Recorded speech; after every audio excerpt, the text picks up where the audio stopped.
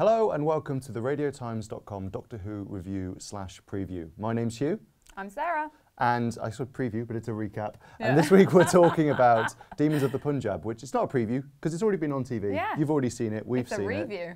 It's a review. And a recap. Yeah, I think it was a pretty interesting episode, right? I cried. Yeah. I think it's weird to say I really enjoyed this episode because I found it quite harrowing quite a bit throughout, and I was a history student. We'll get to the plot in a minute. Yeah. I studied history. I didn't particularly study the Partition of India, but I was aware of it, something we'll again get to in a few minutes, so don't mind that.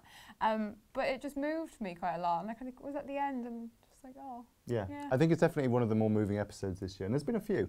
But like you say, we should talk a little bit about the story. I mean, you've all watched it, hopefully, at this stage. If you haven't, then don't know what you're doing here. But basically, the story this week is that Mandip Gill's character Yaz decides she'd like to find out a bit about her nanny Umbrine's background, basically. You could say it's, who do you think you are? You could say that. You made that joke, and I just stole it. You could say that. And basically, yeah, so she's got a time machine, or she's got a friend with a time machine. Yep. Why not go out and check it out? Doctor's not too keen, but they do it. I mean, would you do that? Would you want to go and check out your parents or grandparents? I don't know, because you really don't know what people are like before you existed. You know, I think, I'm going to get a bit deep here. You know, my granny and then my mummy used to say, always said, people are ultimately unknowable.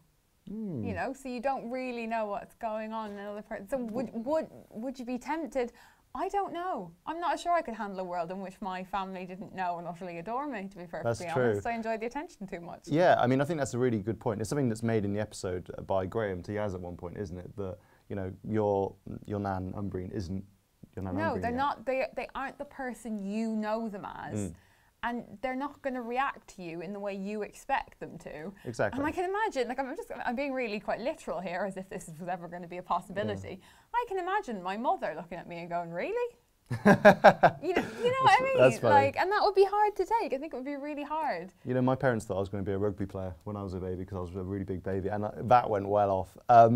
It's sort of, in a strange way, this episode was a little bit like Back to the Future, now you think about it. I mean, Doctor Who's always a bit like Back to the Future, but going back to meet your parents and finding out that they weren't the people that you thought they were. And kind of having to avoid, or, you know, usually I think with Back to the Future, you have to make sure something happens in the way it's supposed to happen in order for you to still exist.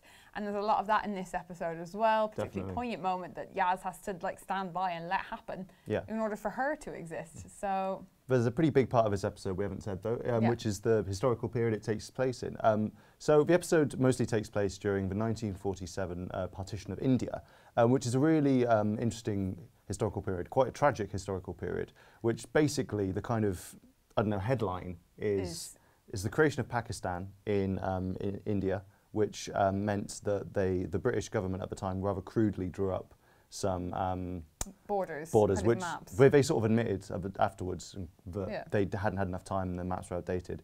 And basically the idea was that Pakistan was for people of the Muslim faith and India was still for people of the Hindu faith. And basically, I mean, this is hugely simplified. If you want to find out more, we've written about it better on Radio Times. As you can imagine, massively contentious period in history. So I'm sure there'll be people watching this video who will completely disagree with what we say. We're just coming from our understanding of it. We're not historical experts. We're just going to talk about it in terms of the episode itself. And like Hugh said, you can read more about it and do go and find out more about it. I did history at uni, so I love reading about that kind of thing. And there's so many fascinating shades of grey to this. So do check it out. Doctor Who does, I think, an okay job trying to cover it. It's not quite as in depth as the Rosa Parks thing, because Rosa Parks is quite a small moment actually that they cover in that episode. It's that small moment of a woman not moving off a bus. Yeah. And they kind of go all in on that. Whereas this is this huge thing. Millions of people are displaced and die during partition. And in a way, the way that they treat it in this episode is different. They put it in the background. Partition's happening. But really, it's this sort of smaller drama, isn't it? It's the effect of partition. It's the example of she is Muslim, he's Hindu, right? That's right? Yeah, I'm trying to make sure I get this right. And the fact that these two people who love each other and want to marry suddenly find out that that's become more difficult. Probably it was always going to be difficult, but it's suddenly made more difficult by the fact that this border has been drawn down. Yeah, and the implication of the time was that the Muslim people were kind of expected to leave, even if they didn't want to.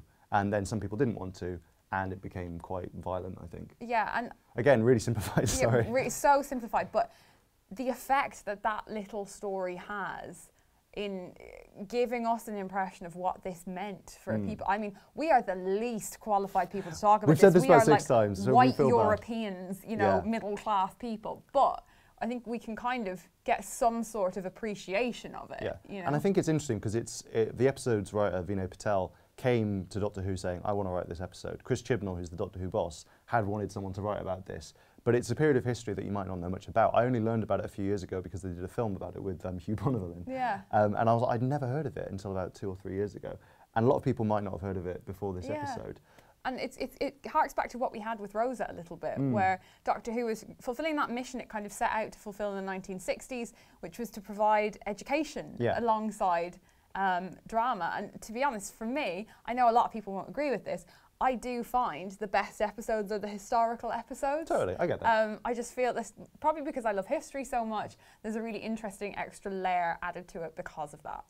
Definitely. But there is still a sci-fi element to this week's episode. The titular demons in Demons of the Punjab, who aren't demons, they're aliens called Vajarians, as we learn later on. And basically, no comment. Basically, they're sort of, they're not quite undertakers. There are alien undertakers in the Doctor Who world, but they're sort of... It's a bit like, you know, in Hercules, I say Hercules, in Greek myth, the people on the River Styx who ferry the bodies across to the underworld. The idea is that they were a race of assassins who kind of realised, they learned the error of their ways when a couple of them who came back to their planet found it had been blown up in some way, which it's sort of touched on quite lightly. And then they decide, after they've sort of spent a bit of time mourning their dead, to go and sort of watch over the unmourned or the forgotten. Which is quite an interesting idea. It's quite similar to stuff Doctor Who's done before. I mean, even Pete Capaldi's last episode with the testimony, you know, the glass people. That actually really reminded me of that. Yeah, but it's quite interesting. Little fun fact as well, I believe that the 2 aliens, their names, which you don't hear in the episode, but you can see them in the credits, Vinay Patel's grandparents' names backwards. Oh. Which is quite nice. That's a nice way to kind of pay homage. Yeah, nice little Tell your grandparents are aliens. Yeah, but nice aliens. It's like, not my parents are aliens, my grandparents are aliens. But no, it is nice. It is nice. Yeah. What did you think of them as like monsters? To be honest, this reminded me of vampires. Yeah. Like I said, just a little bit like... They reminded me a bit, they were sort of like spiders meet bats meet sort of people in Vivian Westwood. You know what as well? They reminded me of the... in Thor the Dark World, the Dark Elves. I see what you mean. It was a real Dark Elf. It's the kind of... It was something about the costume. Yeah, interesting monsters. I think it's another... Played by Christopher Eccleston. Not in this. No, I'm just saying that in Thor the Dark World. That's true, it all connects. Christopher Eccleston, Dark Elf. It all ties together. Malachi. But yeah, no, I think the demons were interesting. I'm going to call them demons. They were quite interesting, and yeah, I mean, it was another episode where there isn't a massive kind of threat. No, they felt kind of just a bit tacked on as to be kind of... To add the sci-fi element. Not tacked on, but I just mean, like... It was the explanation for why, spoiler alert, if you're watching this, you've clearly watched the episode, for why that character would die. Yes, that's true. They were the ones that would tell you and finally give the explanation as to why that man is not the man she knew as her grandfather. That's true, yeah. We sort of skipped over that bit. I mean, this is a funny thing. We recap it, but you've watched it, so you know. But this character, Prem, who Yaz's grandma's about to marry, you kind of know his time's up from the minute you meet him because... Spoiler alert, he's not actually her granddad. Yeah. And it's very sad. I did think quite an interesting moment in that, though, was Prem dies. Prem has to die at the hands of his brother. What do you think of that twist, by the way? Really horrible. Yeah. Like, I think that's Doctor Who. I know Doctor Who's gone dark before, so don't worry. You can tell me in the comments. But it just felt so dark. I know it's a terrible word. The idea that his brother would... Just the idea. It is so heartbreaking because it's that almost just the... injustice of it all, the fact that families are ripped apart by things like this, the fact that families have been ripped apart by things like this, and that, you know, the love people have for each other can't triumph over the love they have for a border or a land. I mean, look, I'm not from that time period. These are fictional characters. But these are things that have relevance today, definitely. And I just, that always has just baffled me. Yeah. Why a family would split over something like that, but it happens. Yeah, and in the episode, Prem does die. The Doctor sort of pleads with the aliens and says, you know, can you give him more time? They're like, well, it's not really up to us. But he does then just sort of stand off against some of these, the guys on the horses, some of the people who've come to take the land. And then we don't see it, but it's very heavily implied he's shot. Yeah. But I'm not quite sure why the Doctor couldn't stop his death. I guess, fixed point in time. Yeah, they never exist. They never say it. And I get the Yaz doesn't exist thing, but I thought it would be a debate. Do you know what I mean? Yeah, because a little bit more of a moral dilemma. Because it's a kind of a ruthless decision to say, well, I like Yaz, so this guy's got to die. Do you know what I mean? Well, we've seen quite a bit of this in this series, I think, in a way, where a lot of, you know, horrible things are happening off screen. We saw it in the first episode when Tim Shaw, like, brutally murdered this guy, apparently, and they looked at the corpse. And then when they discovered the holy man had been killed, you know, she had the flashback of what had happened, and you knew it was going to be something particularly dark. Yeah. There's a lot of very dark things happening off screen. I really like the word dark, apparently. Disturbing, unsettling. Those are other synonyms for that. But yeah, and I'm just, I don't know where I'm going with that. No, but I get what you mean. But in the end, though, I think the episode does end on a more heartwarming note, doesn't it? Yeah. We go back. It's a family story, after all. It is. That's functionally what we're telling. It's a story of different generations of women, basically, because we've met Yaz's mum. We've met Yaz's mum. We meet her great grandma. It would have been nice to have a bit more interaction between them, actually. But I think so. I think you can't have everything. You are right, though, because it is technically the story of Yaz's grandmother and what she's been through, and that despite what she's been through, which is utterly horrible, like we never really see, and I think it's because Yaz says, oh, we'll save it for another day because she's already got a taste of how horrible it's been. We don't actually see her discover that he's dead. No. We skip straight to the future. I guess she must assume that he's dead, because they sort of leave, don't they? Yeah, and well, she must know when he never follows her. Yeah, but that's such a horrible thought, isn't it? That is horrific. Like the fact of, imagine waiting. And just like on your wedding day, and she obviously keeps that watch. Yeah. And she knows it's important and it's special and she wants to give it to somebody. Yeah, and she gives it to Yaz, which is quite nice. But to hold that secret your whole life. And you can see why you would.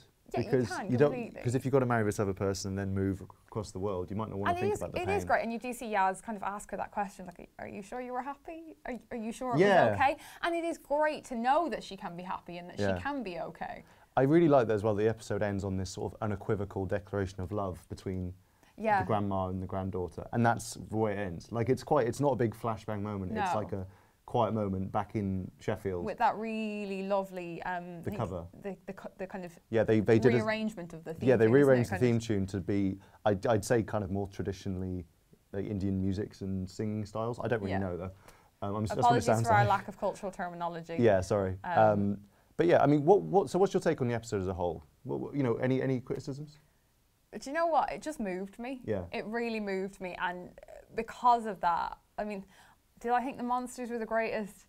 No, I thought, to be honest, more of a threat came from the political situation. Maybe that's the point, though. But that is probably the point. I think that's the point they've been trying to make quite a lot. Like, it was the same with the spiders. That's true, actually. It was a threat from them, but Chris Noth's character was wielding a gun. Yeah. You know, with Rosa, there was a threat from this time traveller, but the villain was the time period. So there's a real kind of commentary on society going throughout this series. And despite what I think some headlines would say, because they've picked up a few tweets off the internet that they've found to say what they want, I don't think that's being as universally hated as some people would like to suggest. I think it's actually being quite welcomed by a lot of people. I think so too. Doctor Who's always dealt with social justice issues. Yeah. I mean, look at the Daleks. They're sort of proto-fascists, aren't they? And yeah, it's nice to see it kind of dealing with stuff. And also with this episode, maybe less covered stuff. Yeah. You know, like people who, I mean, you know, that's the point of these monsters, right? These are people who suffered and died unmourned and forgotten. And now this is a little way we can try and remember them. Let's put it this way. Last week, what was it, Saranga? The Saranga Conundrum. Saranga Conundrum. Complete disappointment, wasn't really bothered with it. This week, back on board. Yeah. Well, listen, that's all we've got time for this episode recap. So thank you so much for listening to us. Hopefully we haven't been really culturally insensitive or too maudlin. I feel like we were getting quite sad by the end there. We'll be more peppy in the future, I'm sure. But yeah, if you want to read any more about Demons of the Punjab, we've got loads of great coverage on radiotimes.com and in some of the description below, just putting it there with my Sonic. And yeah, plenty more of the best entertainment and TV coverage on radiotimes.com. So thank you very much for watching and goodbye.